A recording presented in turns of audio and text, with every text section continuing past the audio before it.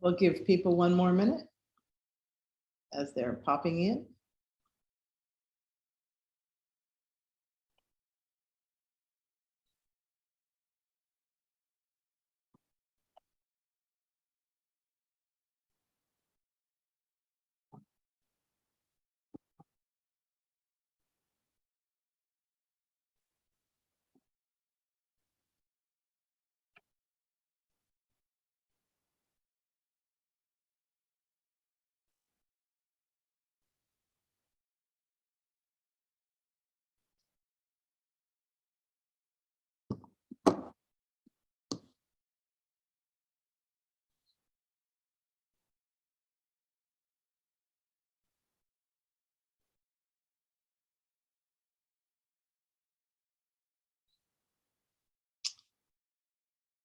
Okay, everyone, I think we will get started.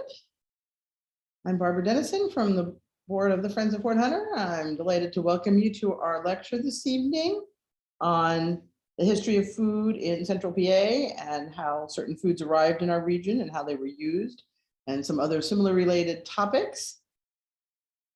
I want to give you a couple details about how things are going to work, and then also plug for our next lecture in this series. We will keep you muted, and we ask everyone to please stay muted. Don't try to unmute yourself during the presentation. If you have questions, please put them in the chat. You'll find the chat function at the bottom. Just click on it and type your question, and then we'll use those to ask and have Katie answer as many as possible as time permits at the end of the program, but questions go in the chat function, and then I will moderate and read those at the end. Our next lecture is coming up on March 13th, and that will also be at 7 p.m. and that is on Ikebana. Ikebana has displayed their particular Japanese-inspired floral artistry at the garden fair for a number of years, and they will be at the garden fair again this year on Sunday, May 5th. And the president and some other people from the Ikebana Society in the area are going to tell us more about that particular floral art form and how it is inspirational to a variety of aspects of gardening and so forth. So that will be on March 13th, and the link to sign up is already there for the free registration if you want to look at forthunter.org and find that at some time after tonight's lecture. So without any other commentary, I'm going to introduce you to Fort Hunter Park's own Katie Sciamanna, who is one of the one of our history educators. I think you're our only history educator. And she is going to be sharing with us about the history of the foods from the region. And we'll come back at the end of her presentation for any questions and answers. So I will turn it over to her. Thank you for joining us, everyone. Great, thanks, Barbara. All right, let me get my slideshow up here. One second.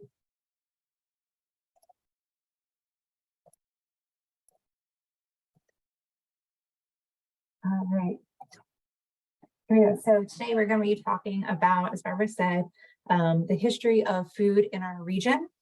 So I want to give you a brief overview of what exactly this is going to be. So we're going to be talking about when certain food sources first arrived in our area, when they became popular, as well as large shifts in the diets of the people that lived here and their food strategies. So not only what they were eating, but how they got their food, whether it was hunting, farming, all sorts of different food strategies. And it's really going to focus on foods that we still consume today. So not things, that were here for a brief blip in time, but things that, we still recognize and still incorporate into our diets today. What we're not going to be talking about is every single food that has become popular, because our region is very diverse. There's way too much to cover, and we're going to be going back several million years to talk about the first foods that arrived here. So we're going to be traveling through time by leaps and bounds tonight. So a little overview here, we're going to be talking about starting with early history.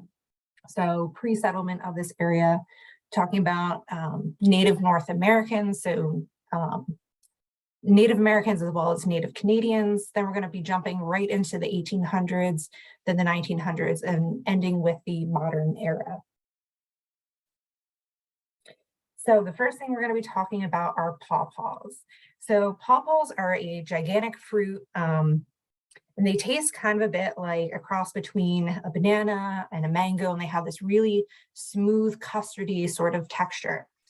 And these foods date back all the way to around 56 to 34 million years ago in the Eocene era.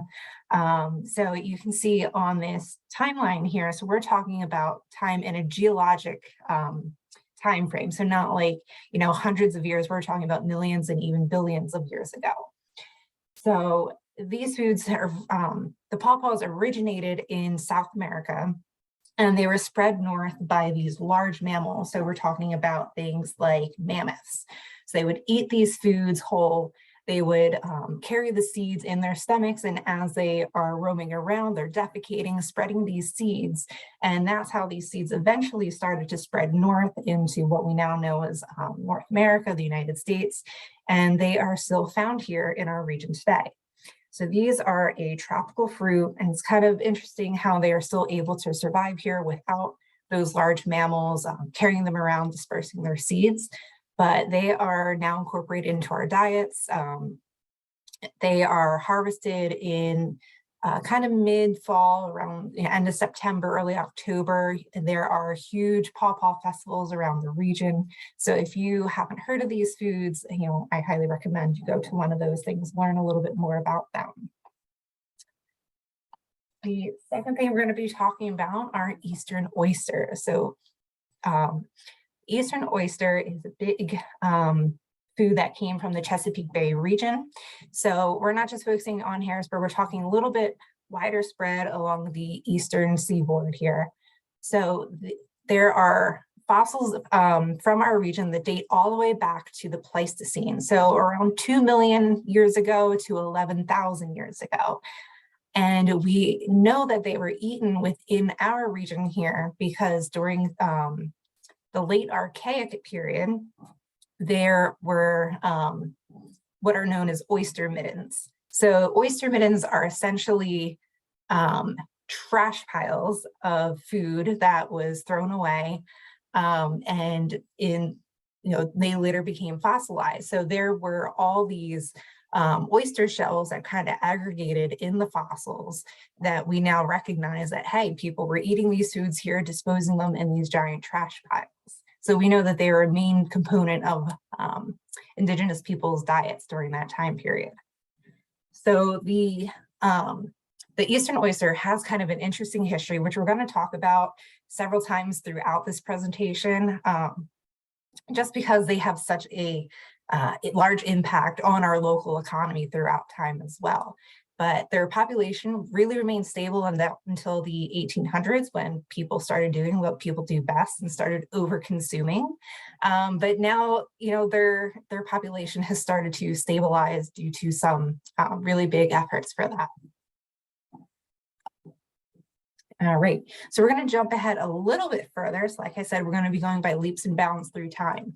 So we're going to jump into the late Pleistocene, which is about 13,000 years ago. So we are seeing huge shifts globally around this time period. So we are coming out of the last ice age around this time, going into the Holocene, which is the geologic time period that we are currently in, which is kind of hard to imagine that a current time period going back 10,000 years, 13,000 years, around that ballpark. So around this time, we are seeing many of these big animals starting to go extinct. Things like Hegerman horse, which looks sort of like a zebra, Western camels, giant beavers, which were the giant beavers are ancestors of the beavers we have today. They're about the size of a black bear, a grizzly bear. They're huge animals. The American lion, all these things started going extinct around the same time, as well as the glacier started retreating towards the poles. So we're seeing this massive shift in the environment, which is really starting to impact the lifestyles of the people that lived here, and of course their diets, because they're not able to hunt for these things. So with all of that, we're seeing this massive shift towards agriculture. So there are many hypotheses of why agriculture started to come about, because it wasn't just in our region at this time that it started becoming popular. It was kind of a global phenomenon. So these are just some of the hypotheses, and I'll tell you which one of these is my favorite and why. So the climate was becoming more favorable for agriculture. So as the climate is slowly starting to get warmer, it's becoming more favorable, good growing conditions for these crops. Overhunting. So as I said, some of those large mammals started to go extinct. And so, people like to overconsume, something we still do today, something people have always done. So we're overhunting. These mammal populations are not able to sustain themselves. We're starting to see their numbers decrease. And as I said, those ice caps are starting to recede. So these large animals are able to disperse much further. They're harder to hunt. So people start realizing that they need a more reliable food source other than hunting for animals. At this time, we also see massive population expansion. So as I said before, these areas that were covered by ice, the ice is starting to retreat. People have more space to spread out. They're starting to move much farther north where the ice caps had previously covered. Around this time, we're also seeing much more sophisticated tools being used, as well as methods of communication. Some other hypotheses that, kind of make us believe that maybe agriculture came around purely by accident. People were living a more sedentary lifestyle. They weren't having to chase, their food. More bodies of water where they could fish were becoming abundant. That's another reason. My personal favorite is what's known as the dump heap hypothesis. So this is essentially that people were eating food, throwing it in those, those middens, those trash piles. And one day they say, hey, there's stuff growing out of this. Maybe we can find out where it's coming from and intentionally plant those things. And so that's one of the reasons why they believe that could have led to agriculture. So it could be some of these things, it could be all of them, it could be none of them. So those are just some of the reasons why agriculture came around. And this is when we see a massive shift in what people are eating. So we're jumping ahead to talk about some Native North Americans. So like I said, we're going to talk about Native Americans as well as Native Canadians. So they were some of the first people to really invest their time in agriculture, but they also foraged for a lot of things as well. So things in our region that they would look for are things such as low bush blueberries, wild cranberries. There's a whole plethora of other types of berries. They have fungi such as morels.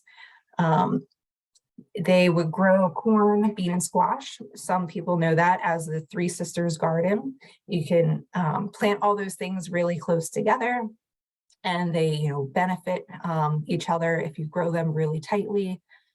And you can also harvest them and store the seeds. Some people believe that Three Sisters stew is a popular staple in Native American diets. They would also, as we know, fish for oysters as well as other fish. They would hunt for mammals. Big parts of their diet were, like I said, stews and breads. And especially one type of bread that was really developed by the Métis people up in Canada. So these are Native Canadians. And they had this special type of bread, which they called pemmican. So if you know any survivalists or really tough campers, you may have heard of this before. So pemmican is essentially a really, really dried out bread. And if it's cooked correctly, it can last for years. It's very dry, very brittle. And this was made by, sorry, I apologize, not bread. It is a mixture of meat that was dehydrated and ground into a pulp until it became really fibrous. And then this was cooked with lard to create kind of like this patty that was really hard. So think like a really, a very meaty Cliff Bar essentially is what this was like. Sometimes dried fruits would be incorporated into there. And this food, the pemmican, was adopted by fur traders because fur traders up to that point were eating something similar, but it was cornmeal and lard rather than dried meat and lard. And once they started eating this mixture with the dried meat, they realized that it's giving them much more energy. They're able to paddle their boats faster. They're able to handle, traveling all this rough terrain a lot better because they have more energy. So it really became part of, the food that was eaten all along the Eastern Seaboard where the fur traders really were abundant. Another food that was really common along the same region is maple syrup. And this is attributed to Native Americans. So we don't know exactly when this was discovered, but essentially how they harvest it is in the image here, this is a spile. And what they would do is they would take a branch from a tree and take something really hot and hollow it out and create this sort of funnel. So it's like a tap. And then they would take a hatchet and cut into the tree, make a wedge shape and shove this spile into there, and then take some bark and wood shavings and pack it in around. So all of that sap would be forced through the spile and they would collect it and cook it down.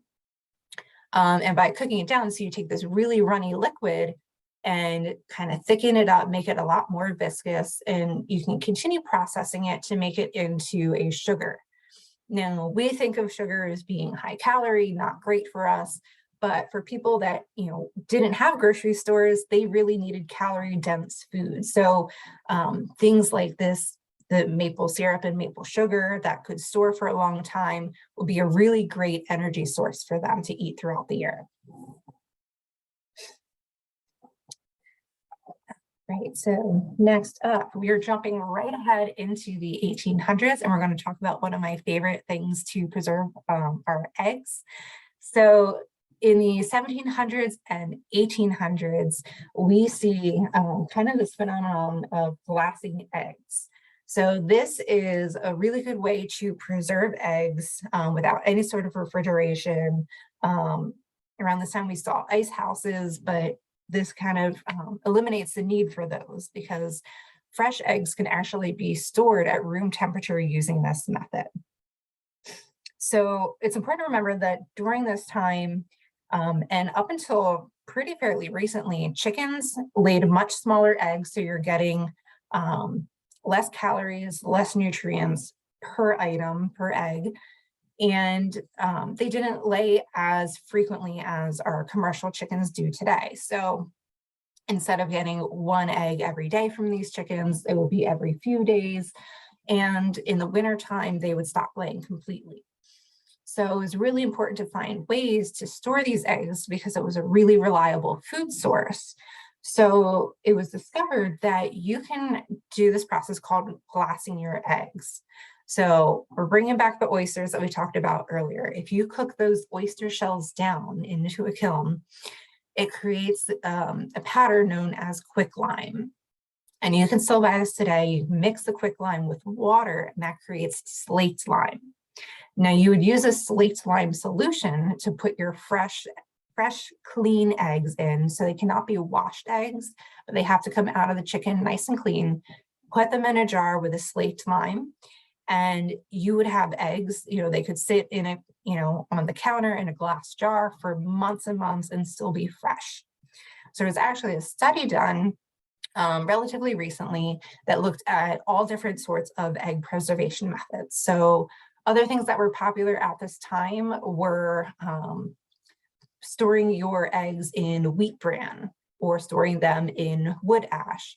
So basically these processes cover up the pores of the eggs and really prevent the oxygen from getting in through the shell and destroying the eggs.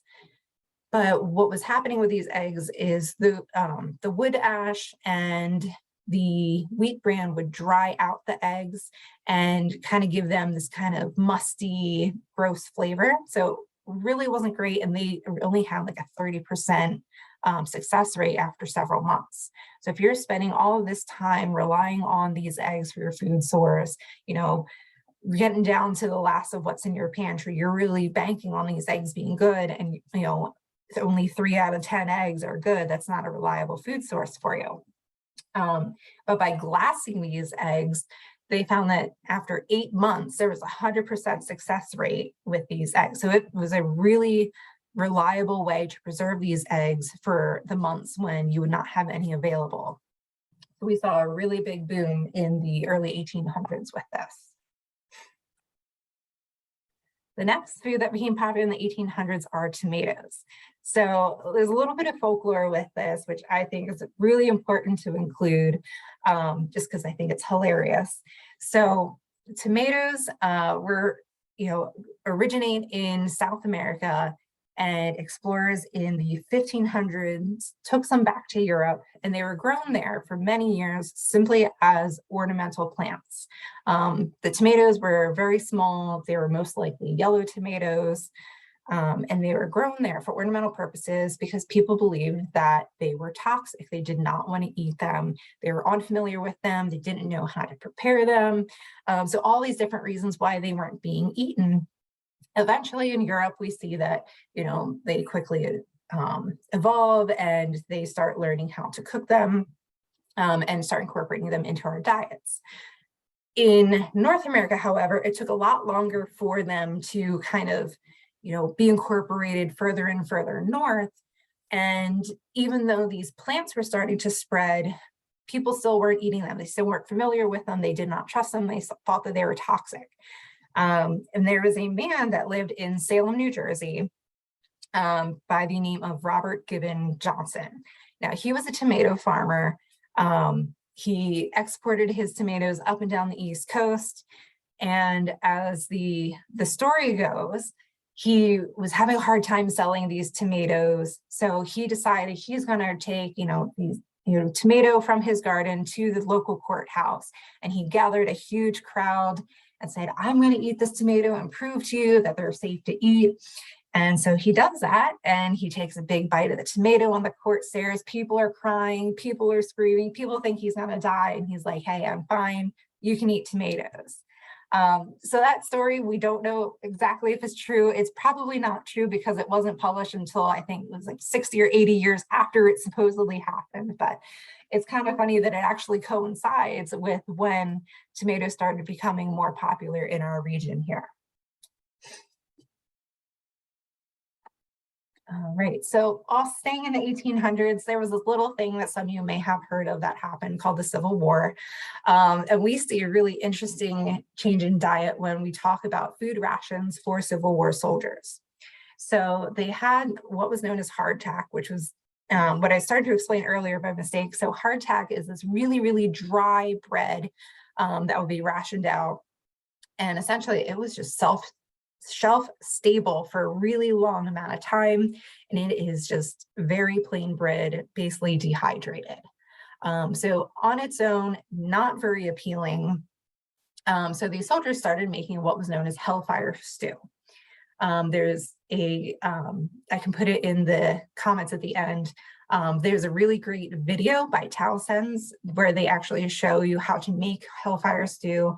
And essentially what you do is you break this hardtack down and you really have to hammer it down. It is a hard bread, and you fry it up in a fry pan with some lard, add a little bit of water and make it into this stew. It sounds really horrific, but supposedly it was much more satisfying than trying to eat the hardtack on its own. Also included with Civil War rations were beef and potato, but those things they would spoil really quickly. So Civil War soldiers started making what is known as labscus, which is essentially just a beef and potato stew.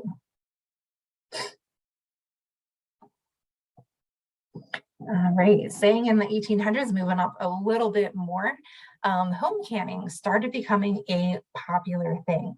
And this is because in 1858, a man named John Landis Mason invented what we now know as the mason jar. So this is a glass jar with basically a squared off top that has a round ring in the center, and it has um, a essentially a screw top on it. So these became wildly popular, but unfortunately, when the patent ran out in 1859 or 1879, he forgot to renew it. So the Ball brothers stepped in, started patenting their own mason jars, calling them the Ball jars, and they are still sold today. They are one of the biggest producers of canning jars still. And with this reliable technology, home canning started to become much more popular. And ironically, tomatoes were the most frequently canned product when home canning started becoming popular, because tomatoes, as we know, you can can them whole, you can can them quartered, you can put them into a sauce, you can make them into a paste. So they're very versatile. But prior to this process and these uniform jars being made, canning was a very kind of nasty process. So the jars themselves often were very thin and would crack under the pressure of the canning process. The lids themselves wouldn't always seal properly because they didn't really have rubber on them. They would just be a solid lid that would go on and would be sealed with wax. It was a very messy process, and it wasn't very reliable. If there were any air gaps, your food's going to spoil in there. It can make you very sick. So with the invention of these standardized jars, it made the process much safer, much easier, and overall much more reliable. So, and just a little fun fact, I had to put this in there because there's rumors and folklore that popcorn was eaten at the first Thanksgiving here, but we really don't see it step onto the scene until about the 1850s. And even then, it wasn't popular until the 1890s when the first popcorn machines were invented. And then it became wildly popular. All right, like I said, we're going to be staying in the 1800s a little bit.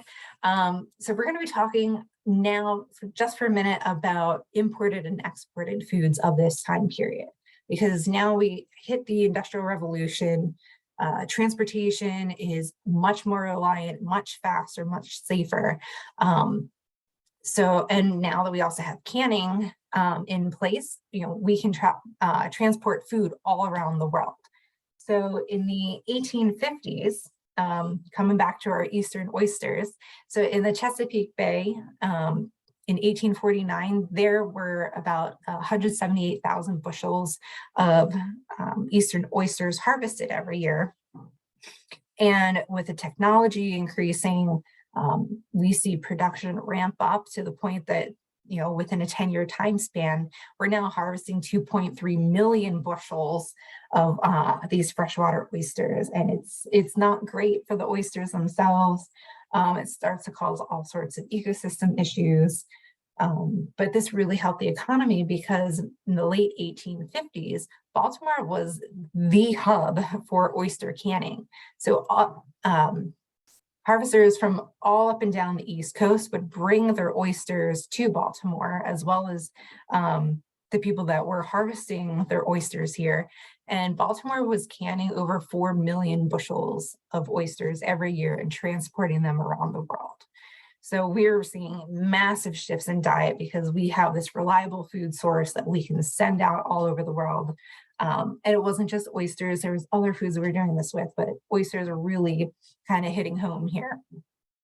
And then in the 1870s is when we see the first bananas imported into the US. So there was a businessman by the name of Minor C. Keith. He owned banana plantations in Costa Rica, but he had a pretty good setup because he also had investments in the railroad industry as well as cargo ships. So he had the goods and had the means of transporting them himself. So worked out pretty well for him. And we see this massive import of bananas into the US, so much so that they were kind of rivaling coffee as Costa Rica's biggest export. And we see this man, Minor C. Keith, he founded what was called the United Fruit Company, which we now know as Chiquita. So the company is still around today, which I think is pretty interesting. All right, finally, we're getting into the 1900s, getting a little bit more current here. So the 1900s is when we finally see blueberries cultivated for the first time. So up until the 1900s, blueberries were so abundant all along the East Coast that people could go in their backyard into the woods behind their house and they could forage for blueberries to their heart's content. But we're seeing such a rapid transformation of our landscape now that people are realizing, hey, like, we don't have blueberries around. This was one of our big food sources, and now they have to start cultivating them. So they're one of the last cultivated fruits in our region.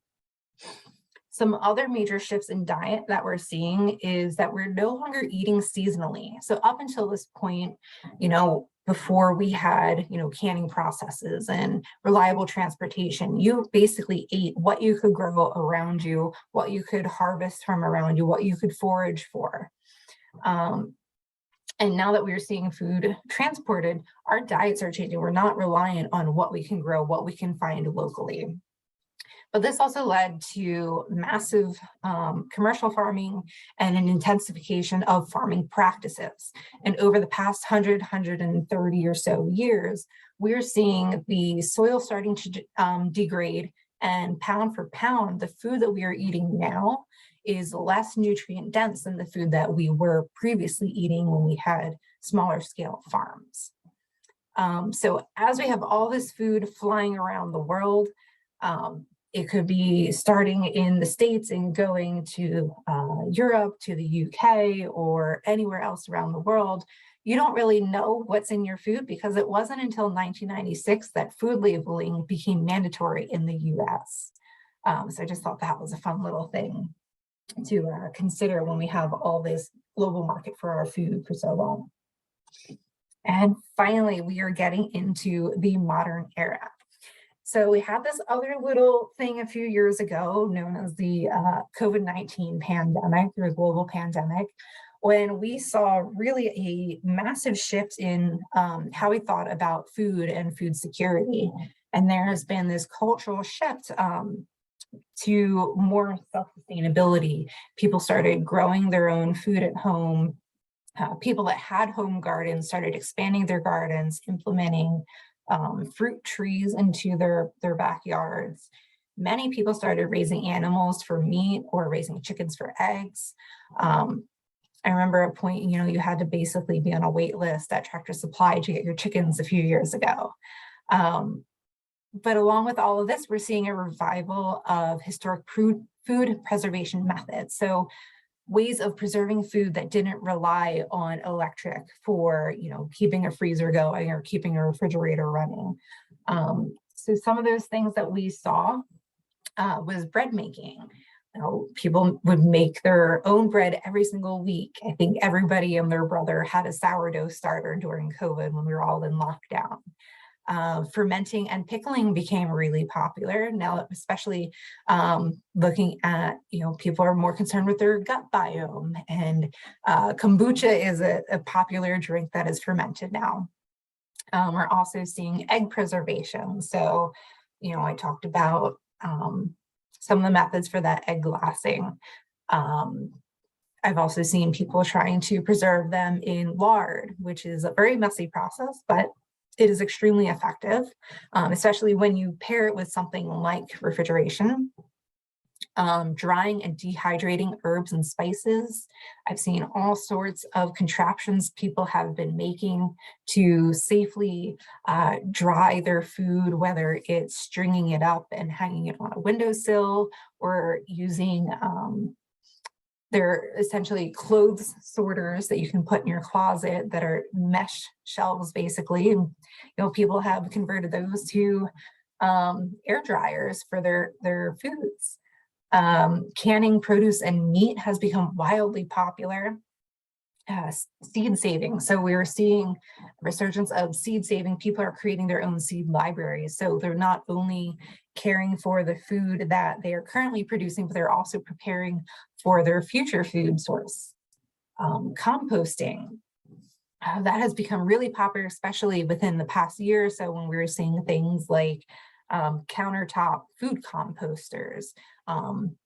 There's all sorts of new contraptions coming out so we can turn our food waste into future food sources, as well as repurposing food scraps. So we're seeing people using their coffee grounds in cosmetics that they make at home, using it in their gardens, sprinkling it around the back door to keep insects from coming in, all sorts of ways that they are repurposing every single bit of their food. We're also seeing investment into some of these new preservation methods, such as home freeze dryers. So commercially freeze-dried food has been around for some time, but now we're seeing small-scale home freeze dryers that have 2 or 3 shelves that, you know, people can preserve their food. If it's done right and you seal it properly, it can be good for up to 30 years. So excellent, reliable food source. There's also new studies into hyperbaric preservation methods, which I have not looked too far into. Please don't ask me questions about it because I do not know, but it is an up and coming thing that is super energy efficient instead of using refrigeration. So there's all these existing and new preservation methods that people are investing their time in. So that's just about what I have for you guys today. But I do want to put a plug in here. If you found any of this interesting, we are going to be doing a whole series this year on different food demonstrations. We have the first one coming up on April 20th. So these are going to be free for the public. They are sort of a meet and greet style program. So we will be in the Tavern Summer Kitchen. We'll have the hearth going. That first session, we're going to be talking about not just food, but also how to prepare your kitchen in a historic way. So talking about sharpening your own kitchen knives, seasoning your cast iron, conditioning your wooden utensils, all sorts of things. So feel free to pop in anytime between 12 and 3 on that day. I will be there. One of our volunteers will be there. We'll try to get some answers for you if you have any questions. I'm also going to put a shameless plug in there. If you want to follow on Instagram, my husband and I, we have a small homestead where we talk about all these sort of food preservation methods, as well as home gardening and chicken tending and all sorts of that. So if you'd like to follow us, that is on there as well. And if you have any questions that I'm not able to answer, feel free to shoot them over to me at my work email. So Barbara, I will hand it over to you for the question and answers. Okay. Thank you so much, Katie. Excuse me. We do have a question about tomatoes that were considered poisonous because 1, they were part of the nightshade family and thought to be poisonous due to that. And 2, people were serving tomatoes on pewter dishes and the tomatoes were leaching the lead out of the pewter and giving people lead poisoning. Do you have any thoughts on that? I definitely understand why people thought that it was these plants were toxic, because they are related to the nightshades. They are in the Solanaceae family. So yeah, so it's not, you know, hard to believe why people thought that these foods were toxic. So yeah. I want also a question on related to crops or foods at Fort Hunter. Over the life of the mansion, the McAllisters, the Boas, the Rileys, you know, the different families, what kinds of things would they have been growing as crops and preserving perhaps? Oh, so that's a really good question. I don't have a great answer to that off the top of my head. I do know that a large majority of what they did there was dairy farming. So not necessarily focused on growing crops, but you know, they likely would have grown enough grain to support the cows that they are raising, the dairy cows. But as far as I know off the top of my head, they were not producing enough to take to market, essentially, because they had, many dairy cows. That was their main focus.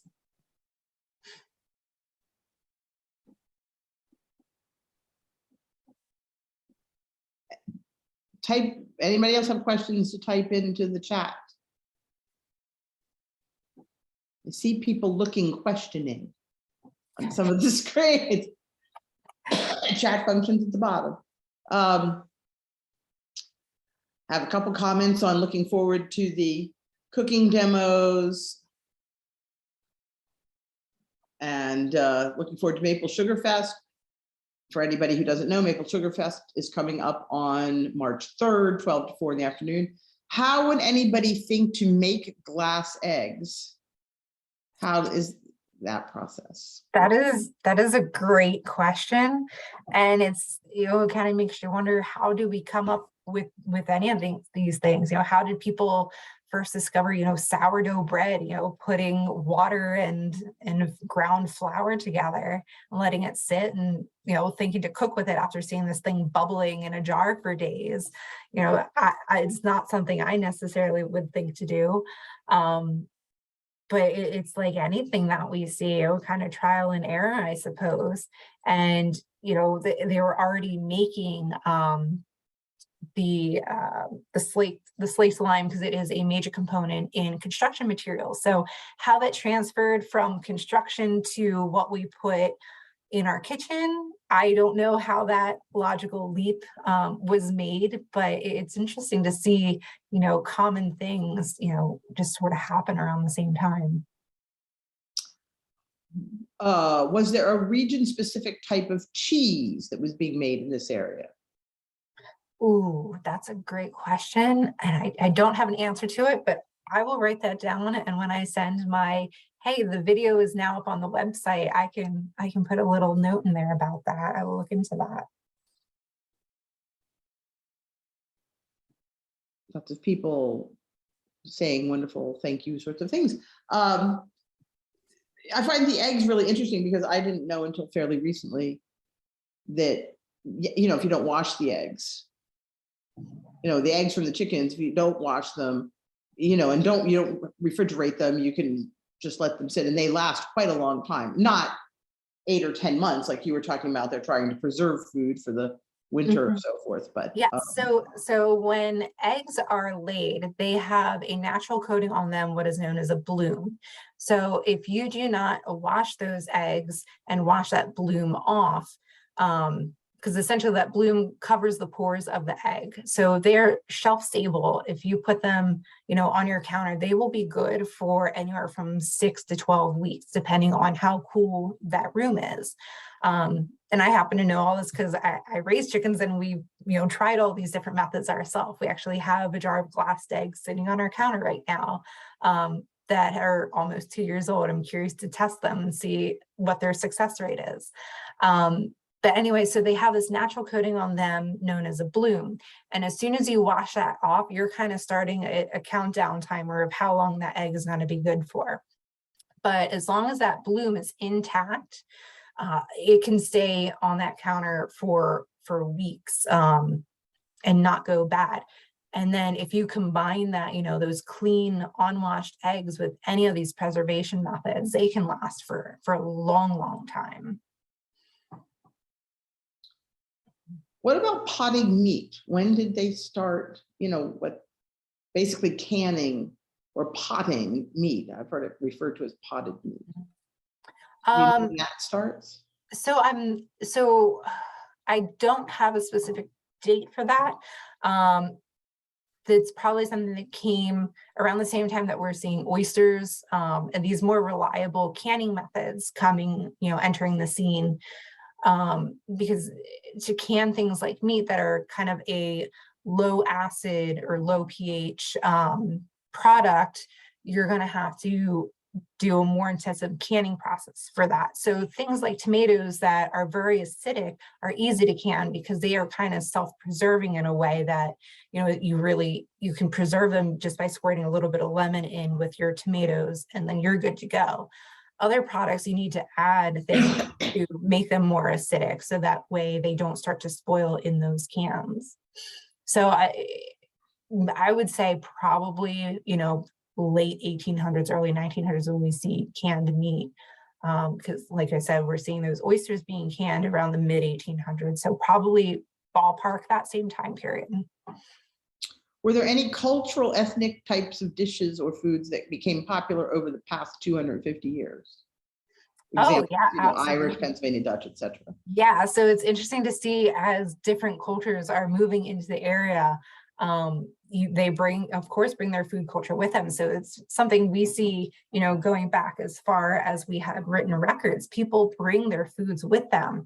A big thing that I can think of off the top of my head is, down south we see okra, because the enslaved people that were coming over didn't know what food was going to be waiting for them. So they brought seeds, with them when they were brought here. And they started planting their own food. So as people traveled all around the world, they would take their own foods with them because that's what they were familiar with. That's what they knew was safe to eat. So in this area, yes, the Pennsylvania Dutch, we see cabbage. If you take a tour of the mansion, one of the things the docents like to point out in the summer kitchen is we have a giant mandolin that's about a foot wide, because it's to accommodate a whole head of cabbage. So you can process it to make sauerkraut. So not only are we seeing shifts in the food as people are coming into the region and migrating all around, we're also seeing them bringing and inventing tools to help them make those foods. Anyone else? If not, I want to say thank you again for Katie, and you can check the forthunter.org website for upcoming programs, more information. Also, the free registration for our next lecture on March 13th about Ikebana. And please join us on March 5th for the Maple Sugar Festival Day. And thank you to everyone for joining us tonight, and good night. Yep. Thank you, everybody. Thanks, Barbara. Thanks, Katie.